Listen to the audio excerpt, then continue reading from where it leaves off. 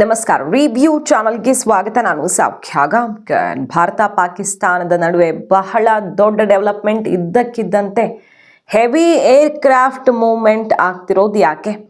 60 ಗಂಟೆಗಳ ನಿರಂತರ ಯುದ್ಧ ಸಲಕರಣೆಗಳು ಪಾಕಿಸ್ತಾನದಲ್ಲಿ ಜಮಾವಣೆ ಆಗ್ತಾ ಇರೋದು ಯಾಕೆ? ಚೀನಾ, ಟರ್ಕಿ ಇಬ್ರು ಕೂಡ ಪಾಕಿಸ್ತಾನಕ್ಕೆ ಬಂದು ಇಳಿದಿದ್ದು ಯಾಕೆ? ಯುದ್ಧ ವಿಮಾನಗಳ, ಯುದ್ಧದ ಶಸ್ತ್ರಾಸ್ತ್ರಗಳ ಸಮೇತ ಭಾರತದಲ್ಲಿ ಹೈ ಅಲರ್ಟ್. ಹಾಗಾದ್ರೆ ಏನಿದು ಮಹತ್ವದ ಬೆಳವಣಿಗೆ? ಪಾಕಿಸ್ತಾನದ ಕಚೇರಿಗೆ ಬುಲ್ಡೋಸರ್ ನುಗ್ಗಿಸಿದ ಭಾರತ ಒಡೆದು ಬಿಸಾಕಿದ್ದಾರೆ. ಹಾಗಾದ್ರೆ ಕಾಶ್ಮೀರ ಭಾರತದ್ದು ಅಂತ ಅಮೆರಿಕ ಹೇಳ್ತಿರೋ ಸಮಯದಲ್ಲಿ POK ಎನಿ ಟೈಮ್ ಪಾಕಿಸ್ತಾನದಿಂದ ಬೇರ್ಪಡ್ತಿದೆ ಅಂತಿರೋ ಸಮಯದಲ್ಲಿ ಏನಾಗ್ತಿದೆ? ಹಾಗಾದ್ರೆ ಡೀಟೇಲ್ಸ್ ಇಡ್ತಾ ಹೋಗ್ತೀವಿ. ಮೇಜರ್ ಡೆವಲಪ್ಮೆಂಟ್, ಆಪರೇಷನ್ ಸಿಂಧೂರ ಬಳಿಕ ಮತ್ತೊಂದು ಯುದ್ಧ ಯಾವುದೇ ಕ್ಷಣದಲ್ಲಿ ಶುರು ಆಗಬಹುದು ಅನ್ನುವಂಥ ಸುಳಿವು ಸಿಗ್ತಿದೆ. ಮಿಸ್ ಮಾಡಿದ್ರೆ ನಮ್ಮ ಚಾನಲ್ನ ಸಬ್ಸ್ಕ್ರೈಬ್ ಮಾಡಿ, ನಿಮ್ಮ ಅಭಿಪ್ರಾಯ ಕಮೆಂಟ್ ಮಾಡ್ತಾರೆ. CS ವೀಕ್ಷಕರೇ, ಬಹಳ ಶಾಕಿಂಗ್ ನ್ಯೂಸ್ ಇದು. ಏನು? 60 ಗಂಟೆಗಳ ನಿರಂತರ 60 ಗಂಟೆಗಳು ಅಂದರೆ 2-3 ದಿನಗಳ ನಿರಂತರ ಕಾರ್ಯಾಚರಣೆ ಪಾಕಿಸ್ತಾನದಲ್ಲಿ ನಡೀತಿದೆ. ಏನ್ ಕಾರ್ಯಾಚರಣೆ ಅಂತ ಕೇಳಿದ್ರೆ, ಶಸ್ತ್ರಾಸ್ತ್ರಗಳನ್ನ ತಂದು ಸುರಿಯಲಾಗ್ತಿದೆ ಪಾಕಿಸ್ತಾನಕ್ಕೆ. ಹೆವಿ ಮಿಲಿಟರಿ ಏರ್ಕ್ರಾಫ್ಟ್ ಮೂಲಕ 60 ಗಂಟೆಗಳಿಂದ ಅನ್ಯೂಶುವಲ್, ಇದು ನಾರ್ಮಲ್ ಮಿಲಿಟರಿ ಎಕ್ವಿಪ್ಮೆಂಟ್ಸ್ ಎಲ್ಲ ಸಾಗಾಟ ಆಗ್ತಿರುತ್ತೆ, ವಾಣಿಜ್ಯ ವಹಿವಾಟು ರೀತಿಯಲ್ಲೇ ಮಿಲಿಟರಿ ಎಕ್ವಿಪ್ಮೆಂಟ್ಸ್ ಬೈ ಮಾಡಲ್ವಾ, ಅದಲ್ಲ ಇದು. 60 ಗಂಟೆಗಳ ನಿರಂತರ ಸಾಗಾಟ ಚೀನಾದಿಂದ ಪಾಕಿಸ್ತಾನಕ್ಕೆ ಮತ್ತು ಟರ್ಕಿಯಿಂದ ಡ್ರೋನ್ಗಳನ್ನು ತಂದಿಳಿಸಿದ ಅಲ್ಲಿನ ಅಧಿಕಾರಿಗಳು ಇಲ್ಲಿಗೆ ಮೂವ್ ಆಗಿದ್ದಾರೆ ಪಾಕಿಸ್ತಾನಕ್ಕೆ ಒಂದಿಷ್ಟು, ಜೊತೆಗೆ ಡ್ರೋನ್ಗಳನ್ನು ತಂದಿಳಿಸಿದ್ದಾರೆ. ಜಸ್ಟ್ ಲೈಕ್ ಆಪರೇಷನ್ ಸಿಂಧೂರದಲ್ಲಿ ಟರ್ಕಿಯ ಸೈನಿಕರೇ ಬಂದು ಆಪರೇಟು ಮಾಡಿಕೊಟ್ಟಿದ್ರು ಪಾಕಿಸ್ತಾನಕ್ಕೆ ಬರದೇ ಇದ್ರೆ ಅಂತ. ಡ್ರೋನ್ ತಂದು, ಅವ್ರ ಡ್ರೋನ್ ಸಪ್ಲೈ ಅಷ್ಟೇ ಅಲ್ಲ, ಆಪರೇಟು ಆಗಿತ್ತು. ಚೀನಾದ ನೇರ ಕೈ ಇತ್ತು ಆಪರೇಷನ್ ಸಿಂಧೂರದಲ್ಲಿ ಭಾರತದ ವಿರುದ್ಧ ಅನ್ನೋದು ಕೂಡ ನಾವು ಪಕ್ಕಾ ಸಾಕ್ಷಿ ಸಮೇತ ಗಮನಿಸಿದ್ವಿ. ಈಗ ಅಂಥದ್ದೇ ಒಂದು ಡೆವಲಪ್ಮೆಂಟ್, ಬಿಗ್ ನ್ಯೂಸ್ ಈಗ ಬ್ಲಾಸ್ಟ್ ಆಗಿದೆ. ಮೊನ್ನೆ ಅಷ್ಟೇ ಮೆಕ್ಕಾ ಅಗ್ರಿಮೆಂಟ್ ಆಯಿತು, ಮೆಕ್ಕಾ ಜಾಯಿಂಟ್ ಡಿಫೆನ್ಸ್ ಅಗ್ರಿಮೆಂಟ್ ಆಯ್ತಲ್ವಾ. ಪಾಕಿಸ್ತಾನ, ಟರ್ಕಿ ಮತ್ತೆ ಸೌದಿ ಅರೇಬಿಯಾ, ಅಂದರೆ ಈ 3 ರಾಷ್ಟ್ರಗಳಲ್ಲಿ ಯಾರ ಮೇಲೆ ದಾಳಿ ಮಾಡಿದ್ರು ಇನ್ನೊಬ್ರು ತಮ್ಮ ಮೇಲಿನ ದಾಳಿ ಅಂತಾನೆ ಭಾವಿಸಿ ರಿಟಾಲಿಯೇಟ್ ಮಾಡಬೇಕು ಅನ್ನುವಂಥ ಒಂದು ಅಂಡರ್ಸ್ಟ್ಯಾಂಡಿಂಗ್ ಅಗ್ರಿಮೆಂಟ್ಗೆ ಬಂದರು 3 ರಾಷ್ಟ್ರಗಳ ನಡುವೆ. ಅದು ತುಂಬ ಮೇಜರು. ಭಾರತ, ಇಸ್ರೇಲ್ ವಿರುದ್ಧ ಎಲ್ಲ ಕತ್ತಿ ಮಸೆತಿರುವಂತಹ ಪಾಕಿಸ್ತಾನಕ್ಕೆ ಬಹಳ ದೊಡ್ಡ ಬೂಸ್ಟ್ ಕೊಟ್ಟಂಥ ಅಗ್ರಿಮೆಂಟು. ಅದೊಂದು ಇತ್ತೀಚೆಗಷ್ಟೇ ಆಗಿರೋದು. ಪಾಕಿಸ್ತಾನದ ಏರ್ ಚೀಫ್ ಹೈ ಲೆವೆಲ್ ಮೀಟಿಂಗನ್ನು ನಡೆಸಿದ್ರು ಕಳೆದ ಕೆಲವು ದಿನಗಳ ಹಿಂದಷ್ಟೇ. ನೇವಲ್ ಸಿಸ್ಟಮು, ಏರೋಸ್ಪೇಸ್ ಟೆಕ್ನಾಲಜಿ ಸಂಬಂಧಪಟ್ಟಂತೆ ಟರ್ಕಿ ಬಹಳ ದೊಡ್ಡ ಪಾರ್ಟ್ನರ್ ಆಗಿದೆ ಈಗ ಪಾಕಿಸ್ತಾನಕ್ಕೆ. ಏರ್ ಚೀಫ್ ಅಲ್ಲಿಗೆ ಹೋಗಿ ಮೀಟಿಂಗ್ ಮಾಡಿದ್ರು. ಏರೋಸ್ಪೇಸ್ ಇನೋವೇಷನ್ ಮತ್ತು ಅನ್ಮ್ಯಾನ್ಡ್ ಸಿಸ್ಟಮು, ಎಮರ್ಜಿಂಗ್ ಟೆಕ್ನಾಲಜೀಸ್ ಬಗ್ಗೆ ಎಲ್ಲ ಮಾತಾಡ್ಕೊಂಡು ಬಂದಿದ್ರು. ಭಾರತದ ವಿರುದ್ಧ ಸೇಡು ತೀರಿಸ್ಕೊಳ್ಳೋದಕ್ಕೆ ಪಾಕಿಸ್ತಾನ ಸಿಕ್ಕಾಪಟ್ಟೆ ಪ್ರಯತ್ನ ಮಾಡ್ತಿದೆ, ಗೊತ್ತಿರೋದೇ ಅದು. ಸೇಡು ತೀರಿಸ್ಕೊಳ್ಳೋದು ಅನ್ನೋಕ್ಕಿಂತ ಭಾರತವನ್ನು ಟಾರ್ಗೆಟ್ ಮಾಡಿರುವ ರಾಷ್ಟ್ರಗಳು. ಅಮೆರಿಕ ಏನು ಕಡಿಮೆನಾ? ಅಮೆರಿಕ ಬೇಕಾದಷ್ಟು ಮಾಡಿದೆ ಆ ಕೆಲಸವನ್ನು. ಬಟ್ ಈಗ ಅಮೆರಿಕಾಗಿಂತ ಒಂದು ಹೆಜ್ಜೆ ಮುಂದಕ್ಕೆ ಹೋಗಿರೋದು China. So 200 Pakistani engineers, officials ಈಗೆಲ್ಲ ಖಾನ್ 5th ಜನರೇಷನ್ ಫೈಟರ್ ಪ್ರೋಗ್ರಾಮನ್ನು ಡಿಸೈನ್ ಮಾಡ್ತಿದ್ದಾರೆ ಟರ್ಕಿ ಜೊತೆ ಸೇರಿಕೊಂಡು. ಇದೆಲ್ಲ ಬ್ಯಾಕ್ಗ್ರೌಂಡಲ್ಲಿ ಇಟ್ಕೊಂಡು ನೋಡೋಣ. ಕೆಲವಾರು ತಿಂಗಳಿಂದ, ಹೆಚ್ಚು ಕಡಿಮೆ 6 ತಿಂಗಳಿಂದ ಏನಾಗ್ತಿದೆ ಟರ್ಕಿ ಪಾಕಿಸ್ತಾನ ನಡುವೆ, ಟರ್ಕಿ ಮತ್ತು ಸೌದಿ ನಡುವೆ, ಟರ್ಕಿ ಚೀನಾ ನಡುವೆ ಅಂತ. ಈಗ ಏಕಾಏಕಿ ಬಹಳ ದೊಡ್ಡ ಸಂಖ್ಯೆಯಲ್ಲಿ, ದೈತ್ಯ ಗಾತ್ರದಲ್ಲಿ ಶಸ್ತ್ರಾಸ್ತ್ರಗಳನ್ನು ತಂದು ಇಡ್ತಾ ಇದ್ದಾರೆ ಚೀನಾದವರು. ನಿರಂತರ ಕಾರ್ಯಾಚರಣೆ, ಅದು ಒಟ್ಟೊಟ್ಟಿಗೆ ಟರ್ಕಿ ಚೀನಾ ಇಬ್ಬರು ಒಟ್ಟೊಟ್ಟಿಗೆ ಪಾಕಿಸ್ತಾನಕ್ಕೆ ತಂದು ಇಡ್ತಿರೋದು ಯಾಕೆ? ಇದು ಮೇಜರ್ ಅಂತಾನೆ ಅನಿಸ್ತಾ ಇದೆ. ಈ ಟೈಮಿಂಗ್ ನೋಡಿ, ನೂರ್ ಖಾನ್ ಏರ್ ಬೇಸ್ಗೆ ತಂದು ಇಳಿಸಿದ್ದಾರೆ ಇದನ್ನ. ಏರ್ ಬೇಸ್ಗಳಲ್ಲೇ ಆಪರೇಷನ್ ನಡೀತಿರೋದು ಈಗ. ಒಂದೇ ಅಲ್ಲ, ಮಸ್ರೂರ್ ಏರ್ ಬೇಸು ಕರಾಚಿಯಲ್ಲಿ, ರಾವಲ್ಪಿಂಡಿಯಲ್ಲಿ ನೂರ್ ಖಾನ್ ಏರ್ ಬೇಸು, ಇಲ್ಲೆಲ್ಲ ಆಗ್ತಿದೆ.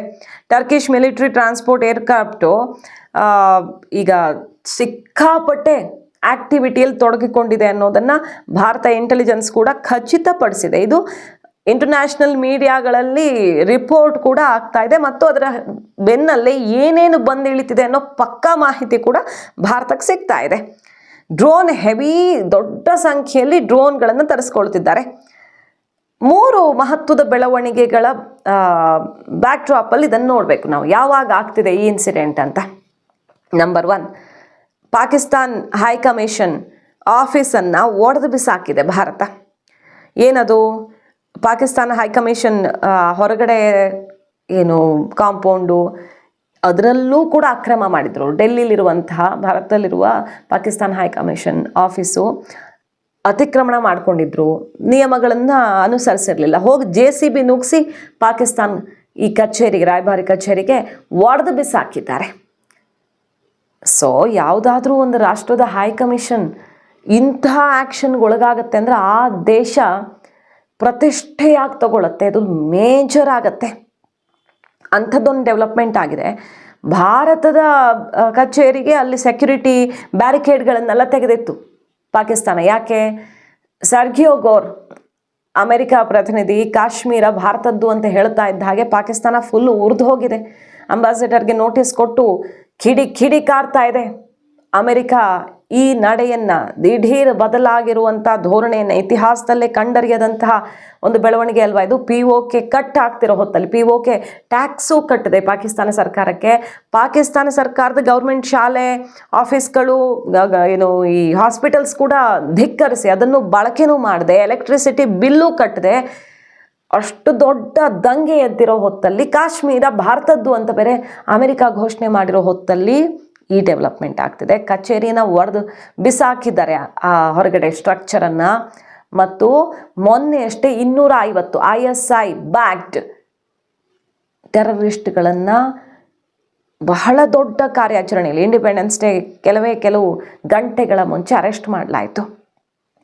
ಅಂದರೆ ಅದೊಂದು ಶಹಜಾದ್ ಭಟ್ಟಿ ಗ್ಯಾಂಗ್ಸ್ಟರ್ ನೆಟ್ವರ್ಕು ಇಲ್ಲಿ ISI ಜೊತೆ ಸೇರಿಕೊಂಡು ಭಾರತದಲ್ಲಿ ಬಹುದೊಡ್ಡ ರಕ್ತಪಾತವನ್ನೇ ಹರಿಸಬೇಕು ಅಂತ ಬಹಳ ದಿನಗಳಿಂದ ಪ್ಲ್ಯಾನ್ ಮಾಡಿಕೊಂಡು, CCTV ಅಳವಡಿಸ್ಕೊಂಡು ಟೆಂಪಲ್ಗಳಿಗೆ, ರೈಲ್ವೆ ಸ್ಟೇಷನ್ಗಳಿಗೆ ಸಿಕ್ಕಾಪಟ್ಟೆ ಪ್ಲ್ಯಾನ್ ಆಗಿತ್ತು. ಅದನ್ನು ಅಮಿತ್ ಶಾ, ಅಜಿತ್ ದೋವಲ್ ಕಾರ್ಯಾಚರಣೆ ವಿಫಲ ಮಾಡ್ತು. ಅದು ಮೇಜರ್ ಅಂತಲೇ ಹೇಳಲಾಗ್ತಿದೆ. 250 ಟೆರರಿಸ್ಟ್ಗಳು ಏಕಾಏಕಿ ಒಂದು ಸಲಕ್ಕೆ 250 ಆಪರೇಷನ್ ಸಿಂಧೂರದಲ್ಲಿ ಇಷ್ಟೇ ಸಂಖ್ಯೆಯಲ್ಲಿ ಹೊಡೆದು ಬಿಸಾಕಿದ್ರು.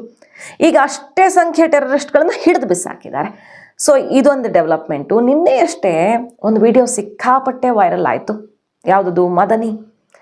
ಮೌಲ್ವಿ ಮದನಿ ಪಾಕಿಸ್ತಾನದಲ್ಲಿ ಏನು ನಡೀತಿದೆ ಅನ್ನುವಂಥ ಒಂದು ಬಿಗ್ ಸ್ಟೇಟ್ಮೆಂಟ್ ಕೊಟ್ಟಿದ್ದು.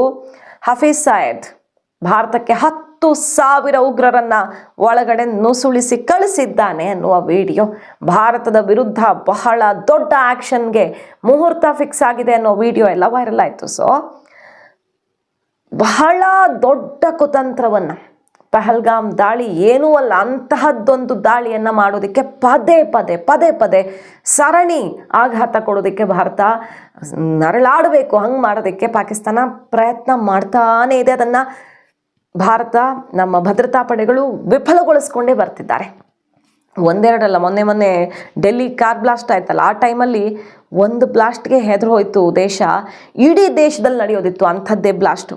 ಅದೆಲ್ಲವನ್ನು 1000 kg ಸ್ಫೋಟಕಗಳನ್ನು, ಶಸ್ತ್ರಾಸ್ತ್ರಗಳನ್ನು ವಶಪಡಿಸ್ಕೊಂಡು ವಿಫಲಗೊಳಿಸಿದ್ರು. ಈಗ 250 ಟೆರರಿಸ್ಟ್ಗಳು ಅರೆಸ್ಟ್ ಆಗಿದ್ದಾರೆ. ಈ ಟೈಮಲ್ಲಿ POK ಎನಿ ಟೈಮ್ ಭಾರತದ ಕಾರಣದಿಂದಾಗಿ ಬಲೂಚಿಸ್ತಾನ ಬೇರೆ ಫ್ರೀ ಆಯಿತು ಘೋಷಣೆ ಮಾಡ್ಕೊಂಡಿದ್ದಾರೆ ಅಂತ ಅವ್ರು ಹೇಳ್ತಿರೋದು.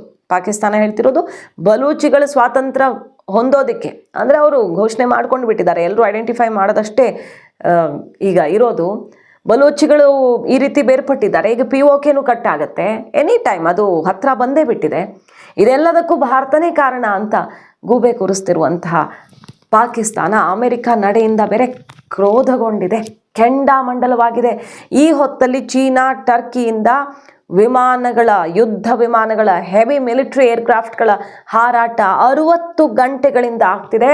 ಸುನೋ, ಯಹಿ ಆಬದ್ ಸईद ने कुर्बानी दी, आज वो जेल में है, मगर ये पाकिस्तान का पहला कैदी होगा जिसकी गवाही देने वाला कोई नहीं था, मगर उसको सजा दी सिर्फ इस वजह से उसने 10,000 बच्चा कश्मीर के लिए मादरे वतन की कुर्बानी के लिए पेश किया, मगर उसको सजा दे के बनारसी ठगों ने अंदर रखा हुआ है।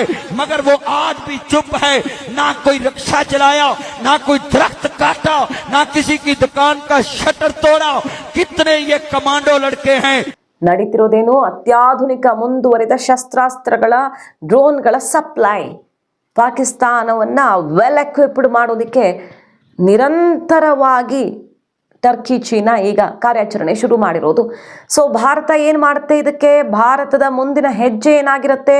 ಆಪರೇಷನ್ ಸಿಂಧೂರ ಬಳಿಕ ಮತ್ತೊಂದು ಬಹುದೊಡ್ಡ ಬೆಳವಣಿಗೆಯ ಮುನ್ಸೂಚನೆ ಸಿಗ್ತಿದೆ. ಈಗ ನಿಜಕ್ಕೂ ಆಘಾತಕಾರಿ ಬೆಳವಣಿಗೆ ಇದು. ಮಾಹಿತಿ ಇಷ್ಟ ಆಗಿದ್ರೆ ಮಿಸ್ ಮಾಡದೆ ನಮ್ಮ ಚಾನಲ್ನ ಸಬ್ಸ್ಕ್ರೈಬ್ ಮಾಡಿ, ನಿಮ್ಮ ಅಭಿಪ್ರಾಯ ಕಮೆಂಟ್ ಮಾಡಿ ತಿಳಿಸಿ. Thank you.